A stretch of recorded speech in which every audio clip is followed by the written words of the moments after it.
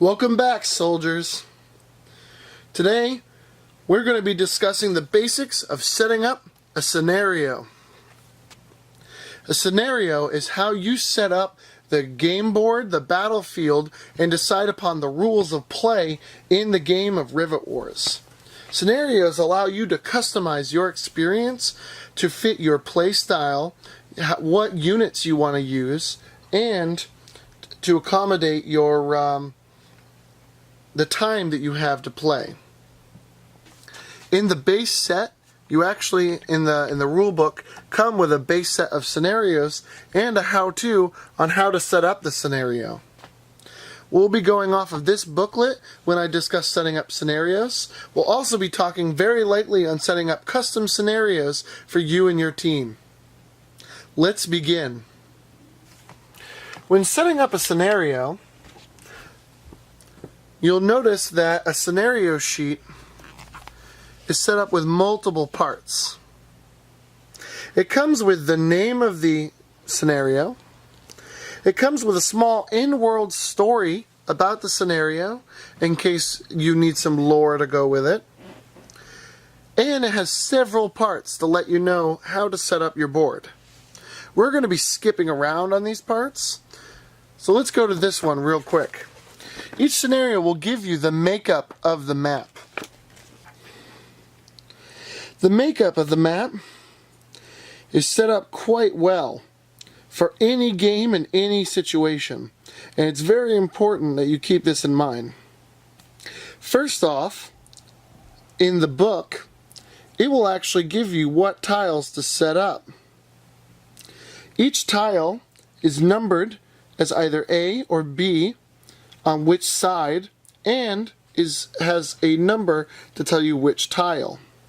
Set it up to match how it looks within the scenario. The scenario will also tell you how to set up things like bunkers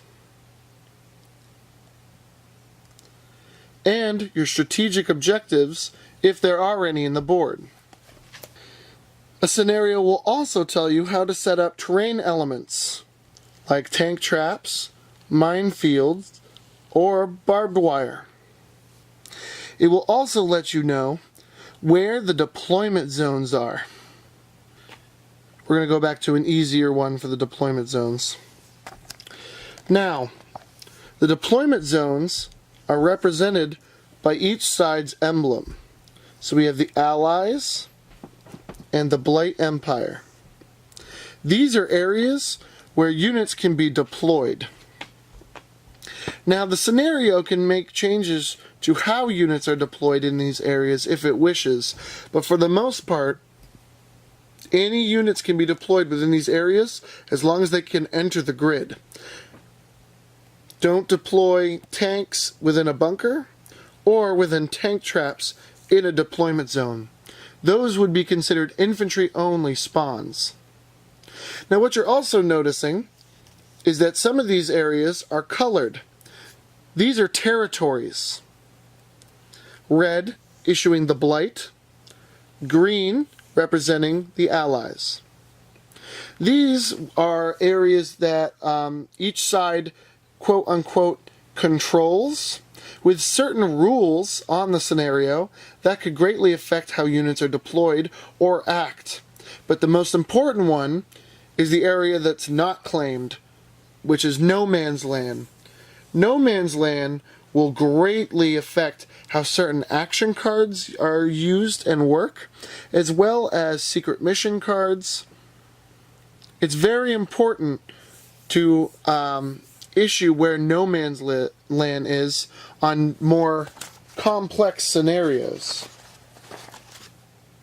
Generally speaking, no man's land will be just the part in the middle of both sides on most scenarios. But on more special ones like this, wherever that's not marked would be considered no man's land. Be sure to always differentiate between the two players where no man's land is, even if it's obvious in the scenario. You don't want that to become a problem when you begin working on the game. When setting up a scenario, try to make the board match exactly what you see in the map. That way, it's fair for both players and you're playing the scenario as intended. However, if both players do agree, feel free to make tweaks to the scenario however you see fit, as long as it is agreed upon by both parties before you start the match. That way, you can make the game as fun or as complicated as you need. It's the same thing with feel free about taking anything away if you feel that it is too complicated or it would make playtime a lot shorter for your needs. Now, the next thing that a scenario needs to establish before playing is how you're going to achieve victory. The victory conditions will let you know exactly how a player is going to be determined as the winner. It's either going to be a condition as they need to control all the objectives on a map, if that's how you're set up. Most scenarios will be determined by a victory points cap, which will let you know how many victory points is required to obtain victory. Victory points are obtained through capturing strategic objectives, killing a unit with bounties on it, or through the use of secret mission cards. All of which will be discussed in another video. Victory conditions can be anything based on the scenario that you're running. So if it's having X amount of units on a map, if it's a point cap for victory points, or if it's something like taking over or killing a certain unit who is the target of the scenario, be sure to read and agree upon the victory conditions before starting gameplay. The next step for a scenario is agreeing upon the resources that will be allowed for each player. A scenario can choose whether or not to allow resources or how much resources to allow a player within a match. It is not always symmetrical, the resources that are given out. Most games will do this in the form of awarding X amount of deployment points per round and allowing Y amount of rivets per round. However, some scenarios will award extra deployment points or rivets, and even sometimes will award entire units if certain conditions are met, or per round depending on the scenario. Sometimes, if a side starts with an advantage, they will be awarded less points to give a more even edge, or will need fewer victory points in order to obtain victory, while the other side has a bigger slog while they try to gain any points. The last thing that a scenario has that it needs to talk about is if there are any special rules that apply for this particular scenario. Special rules can be anything set up by the scenario that either changes how certain established rules work or completely add new rules to the mix. For instance, the Landship Scorpios Rivet War houses that create buildings and have special rules to work for the interiors.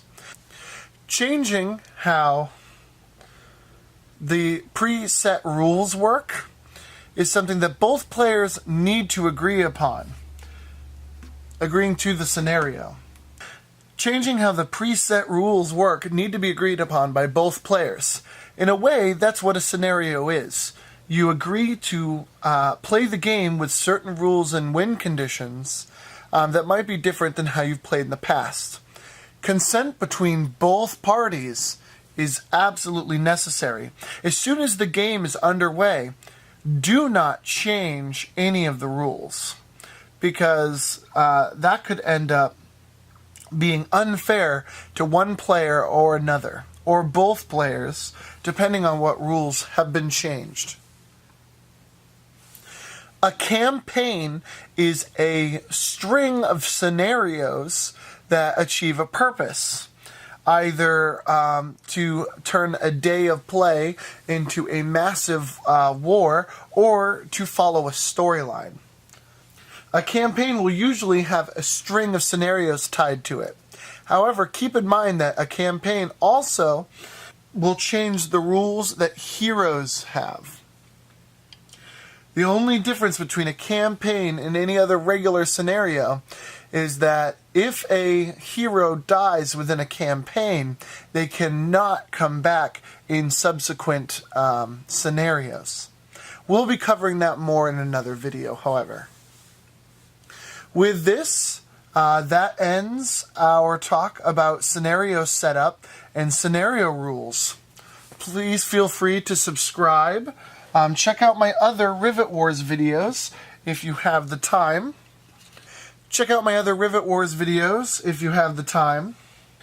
Subscribe to Landship Scorpios for more Rivet Wars videos and more Rivet Wars Basics videos. And please feel free to like me on Facebook. With that, good luck, get in the fight, and we hope to see you next time. Wir wollen unseren alten Kaiser Wilhelm wieder haben. Wir wollen unseren alten Kaiser Wilhelm wieder haben. Aber den mit dem Bart, mit dem langen